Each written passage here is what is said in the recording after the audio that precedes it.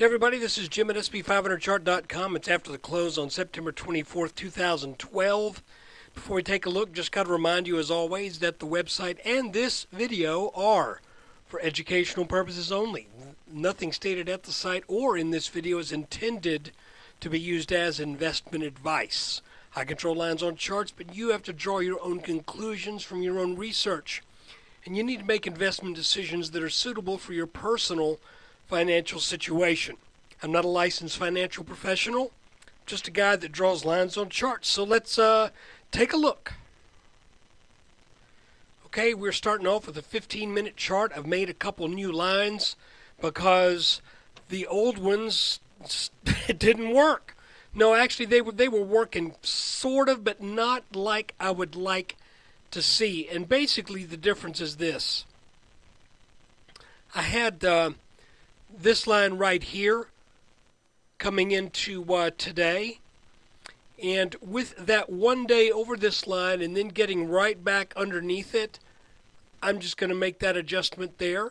I'm also adding a trend line here under these last two bottoms that could be significant, and what it does is it makes this pattern, at least over the past 1, 2 tops and 1, 2 bottoms, look a little bit like a symmetrical triangle.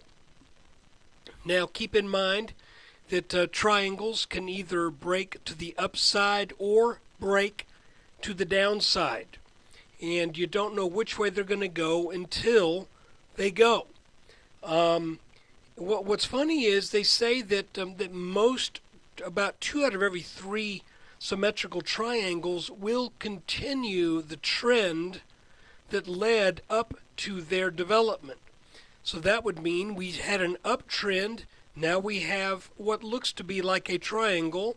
So the odds would seem to favor a move to the upside. However, when we back off from this chart, you can see that we've kind of been following a fairly well-established ascending channel for the last, 1, 2, 3 months. And we're near the top line of this channel, so it kind of begs the question, do you think this is just going to take off and head back and break over the top of this line again?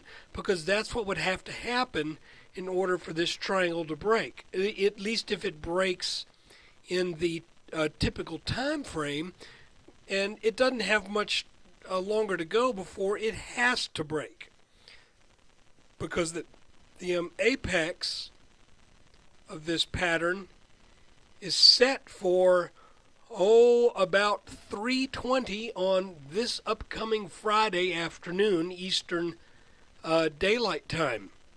So, it's just kind of interesting. Another thing that I've done here is this little blue line. If we draw, start with this bottom right here. It's not really a bottom, but it's kind of like the lowest point that lines up with this bottom here. As we extend this line backwards, it's almost like one could make the case that the S&P broke this trend line here, came rallying back up to our top of the channel line, came back down, then broke this line, and twice today rallied back to this little line. Now, the thing I want to remind you, as interesting as these things are, it is nonetheless very true that when you're looking at trends that are evident on a 10 or 15-minute chart, you're not looking at huge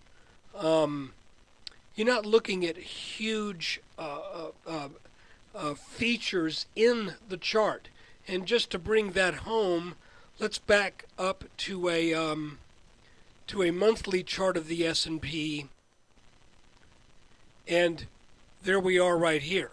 So in the context of a monthly chart, you can't even find us. It's like somebody in a satellite or in the space shuttle looking down at the earth and trying to see if someone's stolen his lawn furniture.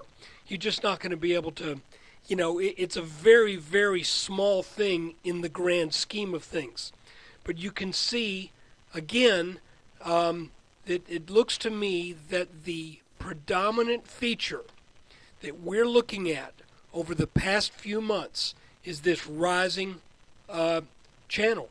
And I would say until this breaks right here, I think you got to just hang with it and let it do what it's going to do.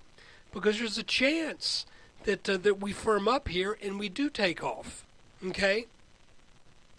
Nothing in the chart right now, other than this channel, tells us a great deal of expected movement. In other words, there have been times, as you know, when we have been trading off of head and shoulders patterns. And these are well-defined patterns that are fairly easy to spot, especially these tops. I mean, that's a classic head and shoulders top. Here's another one. We had a number of classic head and shoulders bottoms. We had one back here at the market bottom in 2009. We had another one right here. We sort of got this one mangled up a bit. It later turned into an inverse head and shoulders here. But to make a long story short, currently there is no pattern in the chart that we can look at and say we have a reasonable expectation of making this level or that level based upon a clearly recognizable and predominant chart feature. I will tell you that if this triangle ends up being a triangle, and the way the markets have been going here lately, who knows, it may morph into something else. But for right now, I'm drawing this on this top, this bottom, and this bottom. And as you know, the rule for triangles is, and I'm going to kind of split the difference here because I don't want to get too aggressive with a target. I'm going to measure the height of the triangle about right here.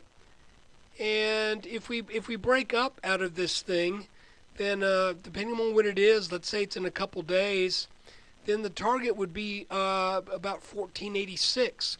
If we break down, then our target would probably take us down to this bottom rising support line in around the 1430 range. And because of where we are in relation to this channel, I have to kind of say that 66% odds of breaking up out of this is probably not as strong as if this were not occurring at this point in the chart. In other words, if we were at the bottom of a channel and we made a symmetrical triangle, then I would say, or if we had just broken out of an inverse head and shoulders pattern and made this pattern, this triangle, then I would say the odds definitely favor a renewed move to the upside. But I'm not comfortable with where we are in the chart making any call to that effect whatsoever. So for right now, I think we're kind of stuck where we have been, and that is, watch this line, watch this ascending channel support line. If it goes, then we are almost certain to come back down to the 1390s, high 1390s, 1400s, and if that goes, then I think we could be making a trip down to the low 1330s. But guys, that is the update for today.